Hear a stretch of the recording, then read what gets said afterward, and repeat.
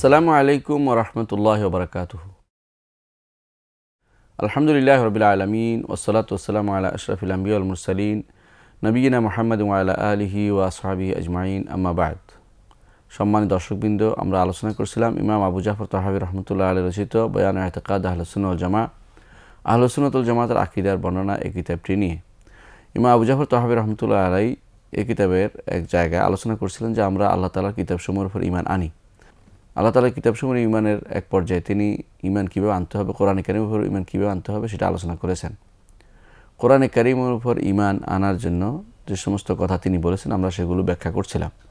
তিনি বলেছিলেন যে কোরআনে কারীম আল্লাহর বাণী, এটা মাখলুক নয়, অন্যান্য মানুষের কথার মতো নয়। আল্লাহর বাণী অন্য কারো বাণীর মতো এটা বলা যাবে না। আমরা গত পর্বে আলোচনা করেছিলাম যে এটাই হচ্ছে সহিহ আকীদা এবং এই আকীদায় পোষণ করতে হবে, এই বিশ্বাসে আমাদের স্থাপন করতে হবে। আল্লাহর বাণী, আল্লাহর গুণ, যেমনিভাবে আল্লাহ তাআলার অন্যান্য গুণাগুণকে সৃষ্ট বলা যাবে না, তেমনিভাবে আল্লাহ তাআলার বাণীকেও সৃষ্ট বলা যাবে না। আমাদের ইমাম এরপরে একটি গুরুত্বপূর্ণ কথা বলেছেন, সেটা হচ্ছে তিনি বলছেন ফামান সামিআহু ফাজাআমা আন্নাহু কালামুল বাশার ফাকাদ কাফারা। যে ব্যক্তি কোরআন শুনে বলবে যে এটা মানুষের কথা, সে কাফের হয়ে যাবে। ইমাম তাহাবী রাহমাতুল্লাহ বলছেন সেটা। ওয়াকাদ জাম্মাহুল্লাহু আবাহু ওয়া আওয়াদাহু বিসাকার, আর আল্লাহ তাআলা তার বদনামি করেছেন, ও তার দোষ ত্রুটি তুলে ধরেছেন এবং তাকে সাকারে যাওয়ার ধমকি দিয়েছেন। সাকার হচ্ছে জাহান্নাম, অর্থাৎ যে ব্যক্তি বলবে যেটা মানুষের কথা সে জাহান্নামে যাবে, একথা তিনি বলছেন। তিনি বলছেন হাইসু ক্বালা তাআলা, কারণ আল্লাহ তাআলা বলেছেন সা উসলিহি সাকার, আমি তাকে সাকারে পৌঁছে দেব। সাকার অর্থ কি? সাকার অর্থ জাহান্নামের নাম, যেখানে সব কিছু পোড়া হয়, লা তুবকি ওয়া লা তাদার। আল্লাহ তাআলা সূরা মুদ্দাসসিরের 27-28 নম্বর আয়াতে সাকারের ব্যাখ্যা করেছেন। সা উসলিহি সাকার, জাহান্নামে দিবেন। কেন বলেছেন জাহান্নামে দিবেন? তারা বলেছিল যে এটা আল্লাহর বাণী নয়, মুহাম্মদ বাণী বলেছে, নাউজুবিল্লাহ, মুহাম্মদ সাল্লাল্লাহু আলাইহি ওয়াসাল্লাম। সেই জন্য আল্লাহ বলছেন যারা একথা বলবে তাদেরকে তিনি জাহান্নামে দিবেন। সুতরাং দুনিয়ার বুকে যারাই আল্লাহর বাণী নয় বলবে, আল্লাহর বাণীকে মানুষের কথার মতো সৃষ্ট মনে করবে, তারাই একই পরিণতি ভোগ করবে, যেই পরিণতির কথা আল্লাহ তাআলা ঘোষণা করেছেন আরবের কাফেরদের জন্য, কুরাইশদের জন্য, যারা বলেছিল যে এটা আল্লাহর বাণী নয়। এই জন্য আমাদের ইমাম বলছেন ফালাম্মা আওয়াদাল্লাহু বিসাকার লিমান ক্বালা ইন হাযা ইল্লা কাউলুল বাশার, যেহেতু আল্লাহ তাআলা বলেছেন যারা আল্লাহর বাণীকে মানুষের কথার কথা মতো বলেছেন তাদেরকে আল্লাহ তাআলা ধমক দিয়েছেন যে তাদেরকে জাহান্নামে দিবেন। আলিম না, আমরা বুঝতে পারলাম, ও আয়কান না, এবং বিশ্বাস করলাম দৃঢ়ভাবে এটা আন্নাহু কাউলু খালিকুল বাশার, এটা মানুষের বা সৃষ্ট কোনো কারো বাণী নয় বা সৃষ্ট বাণী নয়, এটা হচ্ছে স্রষ্টার বাণী, মানুষের স্রষ্টা যিনি তার বাণী হচ্ছেন এটি। ওয়ালা ইউশবিহু কাউলুল বাশার, এটা মানুষের কথার সাথে সামঞ্জস্য রাখে না, মানুষের কথার সামঞ্জস্য রাখে না। ওয়ামান ওয়াসাফাল্লাহ বিমানান মিন মাআনিল বাশার, আর যে কেউ আল্লাহকে মানুষের কোনো গুণে গুণান্বিত করবে ফাকাদ কাফারা, সে কাফের হয়ে যাবে।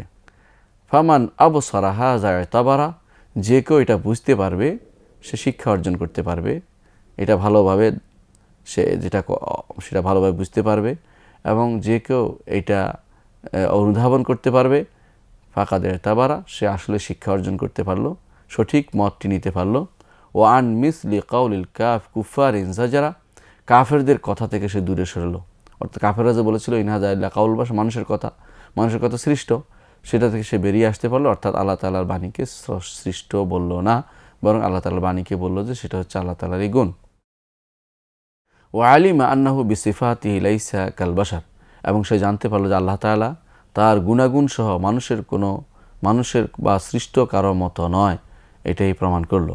আমাদের ইমাম এখানে গুরুত্বপূর্ণ জিনিস বলেছেন যে আল্লাহর গুণাগুণকে যেভাবে আমরা সবসময় বলে থাকি, আল্লাহর কোনো গুণেই, আল্লাহ তাআলা কোনো গুণেই, যেহেতু স্রষ্টার গুণ সেহেতু সৃষ্টির গুণের সাথে সামঞ্জস্য বিধান করা যাবে না।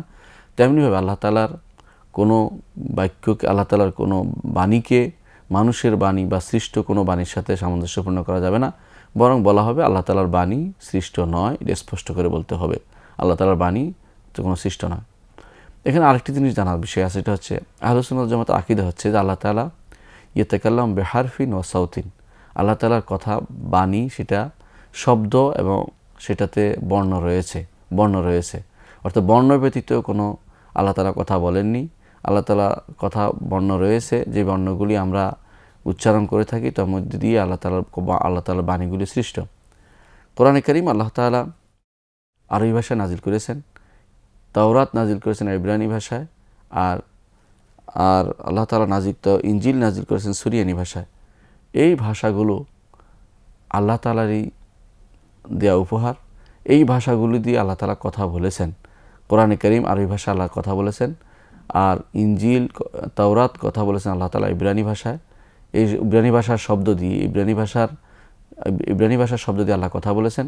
কোরআনে কারীম আল্লাহ তাআলা আরবি ভাষার শব্দ দিয়ে কথা বলেছেন, আর ইনজিলকে আল্লাহ তাআলা সুরিয়ানি ভাষার শব্দ দিয়ে কথা বলেছেন। এই জন্য আমরা দেখতে পাই কোরআনে কারীম আল্লাহ তাআলা বলেছেন, ওয়ামা আরসালনা মির রাসূলিন ইল্লা বিলিসানি কওমিহি লিয়ুবাইয়িনা লাহুম। আমি যখনই নাজিল করেছি, পাঠাইছি কোনো রাসূল, তাদের কওমের ভাষায় পাঠিয়েছি, যাতে করে তাদের কাছে বর্ণনা করতে পারে। কী বর্ণনা করবে? আল্লাহর বাণী, আল্লাহর কথাকে, যেটা ওই ভাষায় নাজিল করা হয় সেটাকে তিনি তার কওমের কাছে, তার জাতির কাছে সেটা স্পষ্টভাবে বর্ণনা করবেন।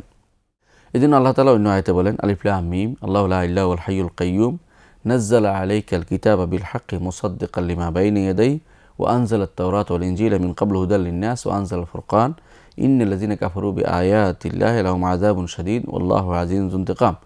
সূরা আলে ইমরানের 1 থেকে 4 নম্বর আয়াতে আল্লাহ তাআলা বলছেন যে তিনি কোরআন নাজিল করেছেন, তিনি ফুরকান নাজিল করেছেন, কোরআন আরেক নাম, তিনি তাওরাত এবং ইনজিল নাজিল করেছেন। এই সবই তিনি শব্দ দিয়ে নাজিল করেছেন। অর্থাৎ তার এই কোরআনতে এই যে বাণীগুলি তিনি কথা বলেছেন সেগুলি শব্দবিহীন ছিল না, নিঃশব্দ ছিল না, সেগুলিতে ওই ভাষার শব্দ ছিল। যেমনি আরবি ভাষার শব্দ আলিফ বা তা থা এগুলো শব্দ আছে, তেমনিভাবে অন্যান্য ভাষায় এরকম শব্দ ছিল। এরকম এই শব্দগুলি দিয়ে আল্লাহ তাআলা তার বাণী নাজিল করেছেন, যেমনিভাবে কোরআন নাজিল করেছেন আরবি ভাষার শব্দ দিয়ে। এটা ঈমান আনতে হবে, এই বিশ্বাস রাখতে হবে আমাদের প্রত্যেককে। এর পক্ষে আমরা বেশ কিছু ইবনে আব্বাস রাদিয়াল্লাহু আনহু বর্ণিত একটা হাদিসকে আমরা উল্লেখ করতে পারি।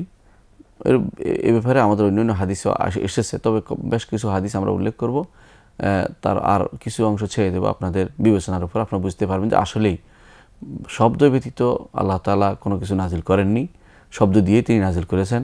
সে শব্দটি প্রত্যেক রাসূলের কাছে যে ভাষায় তিনি প্রেরিত হয়েছেন সেই ভাষার শব্দ দিয়ে আল্লাহ তাআলা নাজিল করেছেন তার বাণীকে। জিবরিল আলাইহিস সালাতু ওয়াস সালাম একদিন নবী সাল্লাল্লাহু আলাইহি ওয়াসাল্লামের কাছে বসা ছিলেন। রাসূলুল্লাহ সাল্লাল্লাহু আলাইহি ওয়াসাল্লাম শুনতে পেলেন যে উপরে কোনো একটা শব্দ হচ্ছে। তখন তিনি তার মাথা উঠালেন জিবরিল, এবং জিবরিল মাথা উঠিয়ে বললেন, হাদা বাবুম মিনাস সামা, এই হচ্ছে একটি আকাশের দরজা, ফুতিহাল ইয়াউম, আজকে খোলা হয়েছে, লাম ইউফতাহ কাত, কখনো খোলা হয়নি ইল্লাল ইয়াউম, আজকে ব্যতীত। ফানাজালা মিনহু মালাকুন, এর থেকে একজন ফেরেশতা নাজিল হয়েছেন এই দরজা দিয়ে। ফাকাল হাদা মালাকুন নাযালা ইলাল আরদি লাম ইয়ানজিল কাত্তু ইল্লাল ইয়াউম, তিনি বলেছেন যে একটি ফেরেশতা জমিনের দিকে নাজিল হয়েছে, মালাক, তিনি এই প্রথম নাজিল হয়েছে, এর আগে কখনো তিনি আসেননি।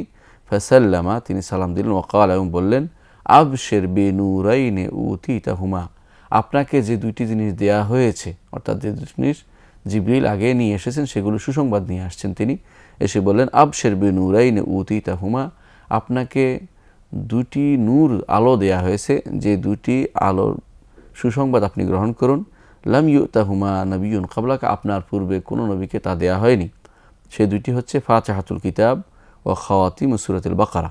সে দুটি হচ্ছে ফাতিহাতুল কিতাব, সূরা ফাতিহা যেটাকে বলি আমরা, অর্থাৎ আলহামদুলিল্লাহ সূরা, সেটার সুসংবাদ আপনি গ্রহণ করুন। ও খাওয়াতিমুস সূরাতুল বাকারা, এবং সূরা বাকারার শেষ আয়াতসমূহ, যেগুলিকে আমরা বলে থাকি আমানার রাসূলু বিমা উনজিলা ইলাইহি মির রাব্বিহি ওয়াল মুমিনুন থেকে সর্বশেষ ফানসুরনা আলাল কওমিল কাফিরিন পর্যন্ত।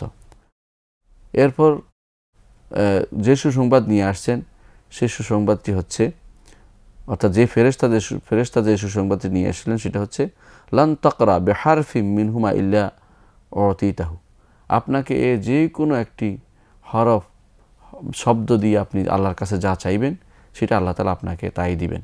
তাহলে বোঝা গেল আল্লাহ তাআলার বাণীর মধ্যে হরফ আছে, এই হাদিস দ্বারা প্রমাণিত হলো। অর্থাৎ হরফের মাধ্যমে নাজিল হয়েছে, হরফের মাধ্যমে চাওয়া হচ্ছে। যখন আপনি বলেন ফানসুরনা আলাল কওমিল কাফিরিন, অবশ্যই শব্দ হরফ, সে হরফে দেওয়া চাওয়া হচ্ছে, আল্লাহ তাআলা বলবেন যে হ্যাঁ আমি তোমাদেরকে সহযোগিতা করব। যখন আপনি বলবেন রব্বানা লা তুহাম্মিলনা মা লা তাকাতা লানা বিহি, আল্লাহ আমাদের যা ক্ষমতা নেই সেটা আমাদের উপর বোঝা বইয়ে দিবেন না, সে বোঝা চাপিয়ে দিবেন না, আল্লাহ তাআলা সেটা কবুল করবেন এবং সেটা আল্লাহ আপনাকে দান করবেন, অর্থাৎ আমাদের উপর সে বোঝা চাপিয়ে দিবেন না। এটাই হচ্ছে এই হাদিসের অর্থ। এই কোরআনের আয়াত সর্বশেষ সূরা বাকারার সর্বশেষ দুটি আয়াত এবং সূরা ফাতিহা এটা আগেই নাজিল হয়েছে, কিন্তু ফেরেশতা কেন আসলেন? ফেরেশতা এসে সুসংবাদ জানালেন যে এই দুটি আয়াত এবং সূরা ফাতিহা এগুলি গুরুত্বপূর্ণ সূরা, গুরুত্বপূর্ণ আয়াত, যেগুলো কখনো পূর্বে কাউকে দেয়া হয়নি। আর এগুলির প্রত্যেকটি শব্দ দিয়ে আপনি যা চাইবেন আল্লাহ তাআলা তা দিবেন। শব্দ অর্থপূর্ণ শব্দ যেটা আছে, যেখানে চাওয়া আছে, যখনই সেটা চাওয়া হয় আল্লাহ তাআলা সেটা আপনাকে দান করবেন। এখানে বোঝা গেল যে হরফ কোরআন নাজিল করা হয়েছে হরফে, এটা স্পষ্টভাবে এই হাদিস দ্বারা প্রমাণিত হলো যে কোরআন শব্দ দিয়ে নাজিল হয়েছে। অনুরূপভাবে আব্দুল্লাহ ইবনে মাসউদ রাদিয়াল্লাহু আনহু হাদিসে এসেছে, তিনি বলেন, তাআল্লামুল কোরআন, কোরআন তোমরা শিক্ষা গ্রহণ করো, ফাইন্নাহু ইউকতাবু বিকুল্লি হারফিন মিনহু 10 হাসানাত, কারণ কোরআনের প্রত্যেক হরফ দিয়ে 10 নেকি লেখা হয়। 10 নেকি লেখা হয়। হরফ অর্থাৎ আলিফ লাম মিম যখন কেউ বলে তখন সেটা যেহেতু তিনটি শব্দ, তিনটি হরফ আছে, 3 × 10 = 30 নেকি পাওয়া যাবে, এটাই তিনি বলেছেন। তিনি বলছেন ওয়ুকাফফারু বিহি 10 সাইয়্যাতিন, আর এ কোরআন দ্বারা যে কেউ কোনো একটি শব্দ পড়বে তার 10টি নেকি যেমন হবে তেমনিভাবে তার 10টি গুনাহও ক্ষমা হয়ে যাবে। তারপর তিনি বললেন, আমা ইন্নী লা আকুলু, আমি বলছি না আলিফ লাম মিম একটি হরফ, বরং আমি বলছি ওয়ালাকিন আকুল, আমি বলছি আলিফুন আশরুন, লামুন আশরুন ও মিমুন আশরুন। আলিফ দ্বারা 10টি নেকি পাওয়া যাবে, লাম দিয়ে 10টি নেকি পাওয়া যাবে, আর মিম দিয়েও আরও 10টি নেকি পাওয়া যাবে, অর্থাৎ 30টি নেকি হবে। হাদিসটি সহিহ হাদিস। ইমাম ইবনে আবি শাইবা রাহমাতুল্লাহ হাদিসটি বর্ণনা করেছেন এবং এর সনদ বিশুদ্ধ। অনুরূপভাবে তৃতীয় আরেকটি হাদিস থেকে আমরা পাই যে আল্লাহ তাআলার বাণী শব্দ দিয়ে নাজিল করা হয়েছে। ইবনে আব্বাস রাদিয়াল্লাহু আনহু বলেন, মা ইয়ামনা আহাদাকুম ইযা রাজা মিন সুকিহি আও মিন হাজাতি ইলা আহলিহি আন ইয়াকরা আল কোরআন ফায়াকুনা লাহু বিকুল্লি হারফিন 10 হাসানাতিন। ইবনে আব্বাস রাদিয়াল্লাহু আনহু বলেন, তোমাদের কেউ যখন বাজার থেকে ফিরে আসবে অথবা তার কাজ থেকে ফিরে আসবে অথবা তার পরিবারের কাছে আসবে, সে যেন কোরআনে কারীম তেলাওয়াত করতে কোনো রকমেই নিজে দ্বিধাবোধ না করে, অর্থাৎ কোনো দ্বিধা না করে, বরং সে যেন কোরআন তেলাওয়াত করে। কারণ কোরআন তেলাওয়াত করলে তার প্রত্যেকটি হরফে 10 নেকি করে পাবে, প্রত্যেকটি হরফে 10 নেকি করে পাবে। তাহলে বোঝা গেল যে কোরআনে কারীম হরফ দ্বারা নাজিল হয়েছে এবং সেটাই সাব্যস্ত হয়েছে। পূর্ববর্তী সমস্ত ইমামগণ এবারে একমত ছিলেন যে কোরআনে কারীম শব্দ দিয়ে নাজিল হয়েছে এবং আল্লাহর বাণী পড়লে সওয়াব হয়। ঠিক যেভাবে শব্দ দিয়ে নাজিল হয়েছে, হরফ দিয়ে নাজিল হয়েছে, তেমনিভাবে কোরআনে কারীম রয়েছে আওয়াজ। এই আওয়াজটাও আমরা স্বীকার করতে হবে যে কোরআনে কারীম শোনা যায়। কেমনিভাবে আমরা বুঝলাম? কোরআনে কারীম আল্লাহ তাআলা বলছেন, ইন্নানি আনাল্লাহু লা ইলাহা আনা, আমি ব্যতীত কোনো ইলাহ নেই, একমাত্র আমি ইলাহ। তারপর তিনি বলছেন ফাসতামি' লিমা ইউহা, আপনার কাছে মুসা আলাইহিস সালামকে আল্লাহ তাআলা বলছেন আপনার কাছে যা ওহী প্রেরণ করা হচ্ছে তা আপনি কান লাগিয়ে শুনুন। তাহলে কোরআনে কারীম শোনা যায়, আর শব্দ অর্থাৎ আওয়াজ না হলে সেটা শোনা যায় না। তো কোরআনে কারীমের রয়েছে শব্দ এবং আওয়াজ, এটা আমাদেরকে শব্দ অর্থাৎ বর্ণ আছে, সেটা আওয়াজ বর্ণ সমৃদ্ধ এবং সেটা শব্দ আওয়াজ সমৃদ্ধ, এটাকে আমাদের স্বীকার করতে হবে। কোরআনে কারীম আল্লাহ তাআলা নিজে অন্য জায়গাতে কোরআনে কারীম কাফেরদের শোনানোর কথা বলেছেন। যা শোনানো হয় তা অবশ্যই আওয়াজ সমৃদ্ধ, সেটা আমাদেরকে স্বীকার করতে হবে যে কোরআনে কারীম আওয়াজ সমৃদ্ধ। হাদিসে রাসূলুল্লাহ সাল্লাল্লাহু আলাইহি ওয়াসাল্লাম হাদিসে এসেছে কোরআনে কারীম তিনি কোরআনে কারীম শুনতেন এবং তিনি কোরআনে কারীম শোনাতেন, সালাতে কোরআন কারীম তিনি তিলাওয়াত করতেন। এগুলো সবই আল্লাহ তাআলার কোরআন এবং সেগুলি আল্লাহ তাআলার কোরআন শোনা যায়, আল্লাহ তাআলার কোরআন শব্দ সহকারে, এটা আমাদেরকে স্বীকার করতে হবে। এটা স্বীকার না করলে আমরা সহিহ আকীদায় পৌঁছতে পারবো না। এর বাইরে যে কোনো আকীদা যে পোষণ করে, যদি কেউ মনে করে যে কোরআনে কারীম হচ্ছে কালামুন নফসি, অন্তরের ভিতরে থাকা কোনো কথা, কোনো বুদবুদ আকারে অন্তরের ভিতরে আছে, এরকম কিছু মনে করে, সেটা সহিহ আকীদা হবে না। বরং কোরআনে কারীম আল্লাহ তাআলার বাণী এবং সেটা শব্দ সহ নাজিল হয়েছে, বর্ণ আছে তাতে, এবং সেটা শোনা যায়, সেটা আওয়াজ আছে, সেটা আমাদেরকে মনে রাখতে হবে। এখানে দুটি জিনিসের সন্দেহ আমরা দূর করতেছি। একটি হচ্ছে শুধুমাত্র আলিফ বা জা সা এই জাতীয় কথাগুলি আল্লাহর বাণী নয়, এবং আল্লাহর বাণী তিনি যা এই শব্দ দিয়ে যিনি তা বর্ণনা করেছেন সেটাই শুধু বাণী। যেমন তিনি বলেছেন ইন্নানি আনাল্লাহু লা ইলাহা ইল্লা আনা ফা'বুদনি ওয়া আকিমিস সালাতা লিযিকরি, এটা আল্লাহর বাণী। কিন্তু এখানে বলবে না, কেউ যেন না বলে যে আলিফ আল্লাহর বাণী, না আলিফ আল্লাহর বাণী এরকম কেউ বলতে পারবে না, এটা ঠিক নয়।